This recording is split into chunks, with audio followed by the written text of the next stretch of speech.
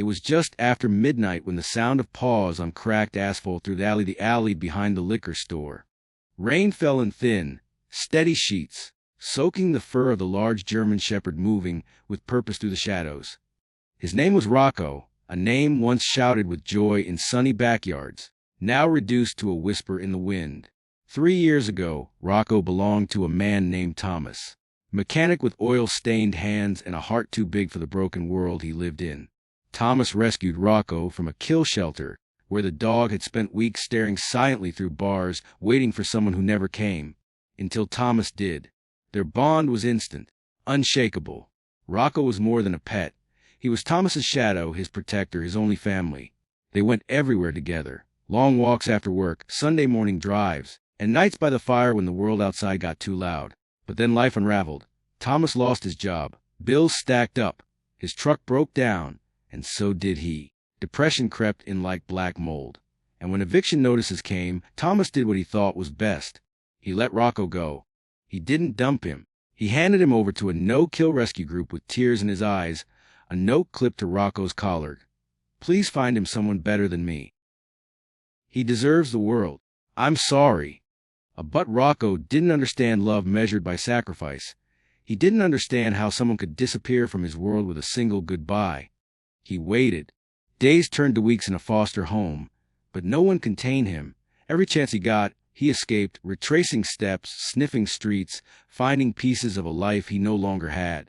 Until against all odds, he found the shop. Thomas's old garage.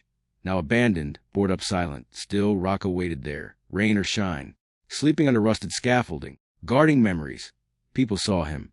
Some tossed scraps, others tried to catch him. He never let anyone close. He was waiting for one man. Half a city away, Thomas was trying to rebuild. A shelter gave him a bed and a lead on work. Still haunted by what he had to do, he kept a folded photo of Rocco in his wallet. He'd look at it every night like a prayer.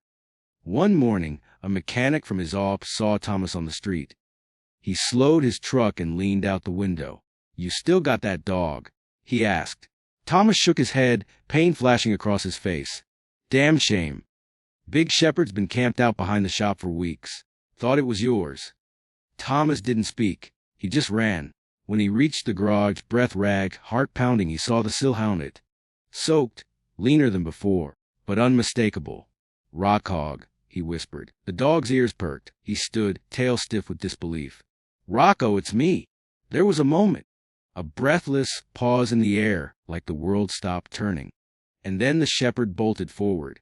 He crashed into Thomas's chest with a force that nearly knocked him over. Whining, barking, licking every inch of the man's face as if to say, "You came back. You finally came back." Thomas collapsed to the ground, clutching the dog like a lifeline. Tears streamed down his face, the kind that come when the heart breaks and heals at the same time. "I'm sorry," he kept repeating. "I'm so sorry." But Rocco didn't need apologies. His loyalty had never wavered, not once. He had waited in rain and hunger and loneliness. Because love doesn't leave when it's inconvenient. A passerby captured the moment on their phone. The man in torn clothes, the dog wrapped around him like armor. The clip went viral within hours. People all over the world cried watching it. A local vet offered care. A non-profit offered Thomas a job working with rescue dogs.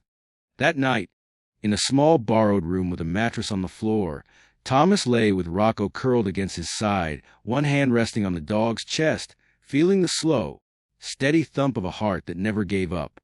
They had nothing, but they had each other. And for the first time in a long time, that was everything.